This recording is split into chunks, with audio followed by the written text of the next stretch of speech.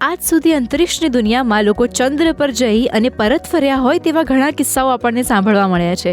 પરંતુ જો તમને કોઈ એમ કહે કે તમારે ચંદ્ર પર નહીં મંગળ પર જવાનું છે અને તમે ત્યાંથી પરત નહીં આવી શકો તો જી હા, આ પડકારને અમેરિકાની એલિસા કાર્સને સ્વીકાર્યો છે. એલિસા દુનિયાની પહેલી એવી અવકાશયાત્રી બનવા જઈ રહી છે કે જે માર્સ પર તો જશે પરંતુ ત્યાંથી પાછી નહીં આવી શકે. નાસા દ્વારા જાહેર કરાયેલા એક અહેવાલમાં આ વાત કરવામાં આવી હતી કે 2030માં એલિસા મંગળ પર જશે અને ત્યાં જ રહેશે અને ક્યારેય પાછી ધરતી પર નહીં આવી શકે. કાર્સનની ઉંમર 22 વર્ષ છે અને માત્ર 3 વર્ષની ઉંમરથી જ તેની આ ઐતિહાસિક યાત્રાની તૈયારીઓ શરૂ થઈ ગઈ હતી.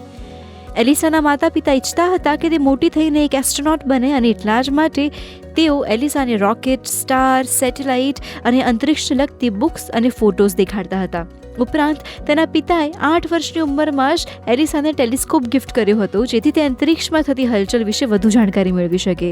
કાર્સન તેના પિતા સાથે ધ બેકયાર્ડિગન્સ કાર્ટૂન જોવાનું પસંદ કરતી હતી કારણ કે તેમાં ઘણા લોકો માર્સ પર જઈને શોધ કરતા નજરે પડતા.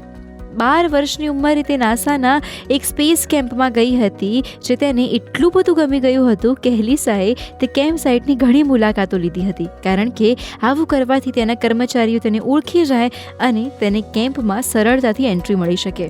એલિસા પહેલી એવી છોકરી છે જેને નાસાના 3 સ્પેસ કેમ્પમાં હાજરી આપી હતી.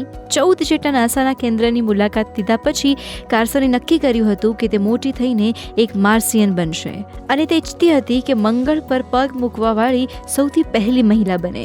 એલિસા હંમેશાથી જ એસ્ટ્રોનોટ જેવું ખાવાનું ખાય છે. ઉપરાંત તેને કોઈ સાથે મિત્રતા પણ નથી કે ના તો તે કોઈ સાથે લગ્ન કરશે.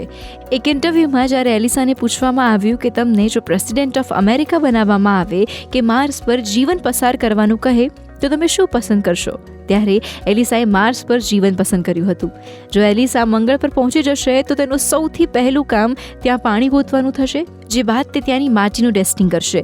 ત્યાંના વાયુમંડળ તેના ગ્લેશિયરમાં જીવનની શોધ કરશે અને તેનો રિપોર્ટ ધરતી પર મોકલશે. જો એલિસાને માર્સ પર ઓક્સિજન મળી જશે તો નાસા તેના અન્ય વૈજ્ઞાનિકોને પણ માર્સ મોકલશે. શું તમને આવો મોકો મળે તો તમે મંગળ પર જશો?